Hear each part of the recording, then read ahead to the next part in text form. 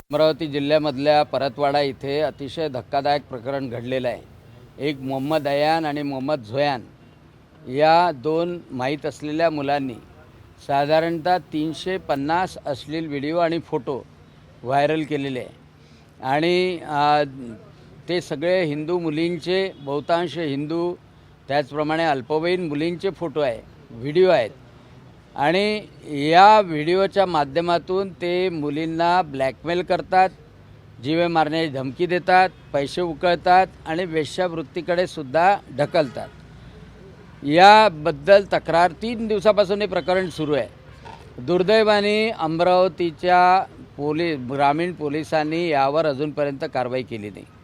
जेव्हा मी फोन केला त्यावेळेला त्यांनी सांगितलं की कोणी तक्रार दाखल केली नाही आणि म्हणून आम्ही सगळेजण, शिवरायभाऊ कुलकर्णी, महिला नगरसेविका, सगळेजण आम्ही इथे आलो की एक राज्यसभा सदस्य म्हणून मी स्वतः तक्रार दाखल केलेली आहे आणि महाराष्ट्रापुढे स्वतः डोळ्यासमोर उदाहरण आहे की अशोक खरातच्या प्रकरणामध्ये कोणतीही तक्रार नसताना माननीय मुख्यमंत्री देवेंद्रजी फडणवीस यांनी गुन्हे दाखल करायला लावले, SIT नेमली आणि त्याला अटक केल्यानंतर सगळे विक्टिम्स, सगळे जे बळी पडलेल्या महिला होत्या त्या समोर आल्या आणि तक्रारी आल्या।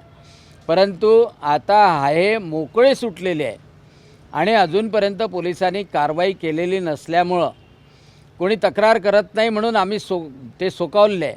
मुक्तपणे त्यांना वाटते की आपल्यावर कारवाई होत नाही आणि म्हणून आज आम्ही तक्रार केली आणि त्यांना सांगितलं की ही सगळी संघटित गुन्हेगारी आहे, संघटित गुन्हेगारीच्या अंडर, अल्पवयीन मुली आहे म्हणून पोक्सोच्या अंडर आणि त्याचप्रमाणे अश्लील व्हिडिओ हा सातत्यानं प्रसारित करतो आहे, त्याच्यापासून मुलींना ब्लॅकमेल करतो आहे, त्यांच्या जीविताला धोका निर्माण होतो आहे।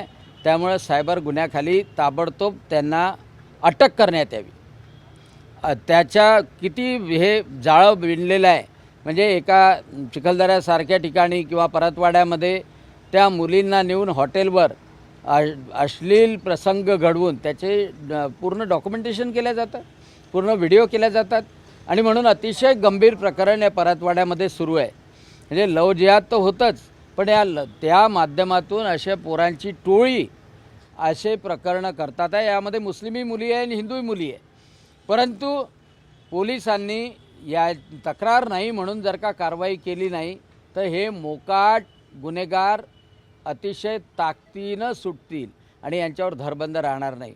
म्हणून आज आम्ही सगळेजण आलो। आज आम्ही संध्याकाळी 7 वाजेपर्यंत वाट पाहणार की पुन्हा त्यांना अटक होते की नाही आणि SIT इथे याच्यावर बसते की नाही संपूर्ण याचा नायनाट करण्याकरता, आणि म्हणून आज इथे आलो आणि आमचा हा लढा सातत्यानं या गैरकामाच्या विरुद्ध सातत्यानं सुरू राहणार आहे। कारवाई जर नाही तर काय पुढची भूमिका आहे? तुम्ही अल्टिमेटम पोलिसांना दिला आहात?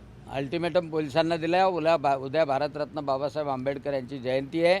परवाच्या दिवशी SP ऑफिसच्या समोर सगळेच्या सगळे नगरसेवक, महिला कार्यकर्ते सगळेजण इथं बसू आणि जोपर्यंत त्या पोरांना अटक होत नाही तोपर्यंत SP ऑफिस सोडणार नाही बिलकुल। कारण का SPला जर का गंभीरता नसेल तर मग काही खरंच नाही आणि म्हणून मी माननीय मुख्यमंत्री देवेंद्रजी फडणवीस यांच्याही कानावर हे प्रकरण तातडीनं पाठवणार आहे आणि SIT लावण्याची मागणीसुद्धा करणार आहे। झाली का संपूर्ण प्रकरणात? 3 दिवस झाले व्हिडिओ व्हायरल होत आहे। निश्चितपणे परतवाड्याच्या ठाणेदारांनी ही हयगय केलेली आहे। तिथे खुपियामध्ये असलेला, काय नाव आहे रे त्याचं, अब्दुल नाझीम, त्याचासुद्धा याच्यामध्ये हात आहे। कारण का तो खुपियामध्ये आहे परंतु कोणतीही माहिती त्यांनी दिलेली नाही। म्हणजे आता SPच्या समोर आम्ही एक व्हिडिओ दाखवला तर त्यांनी व्हिडिओ पाहण्यास, म्हणजे साहजिक आहे अश्लील व्हिडिओ होता, परंतु तो तर पाहावंच लागणार आहे, अश्लील आहे म्हणून पाहावंच लागणार आहे, नकार देऊन उपयोग नाही ना।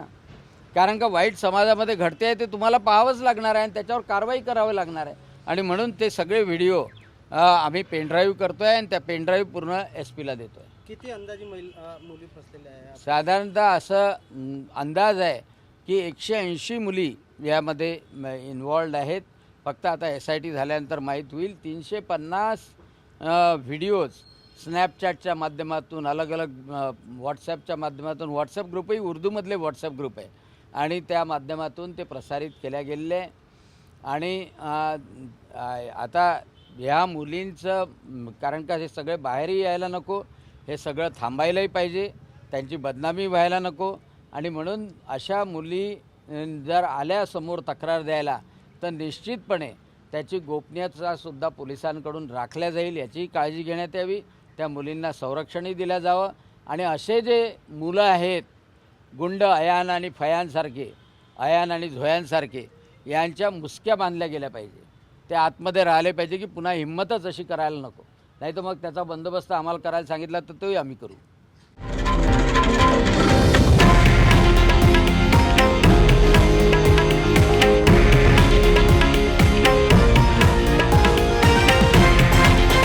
हे आहे देशातील नंबर 1 न्यूज नेटवर्क आणि आपण पाहत आहात TV9 मराठी, एकमेव.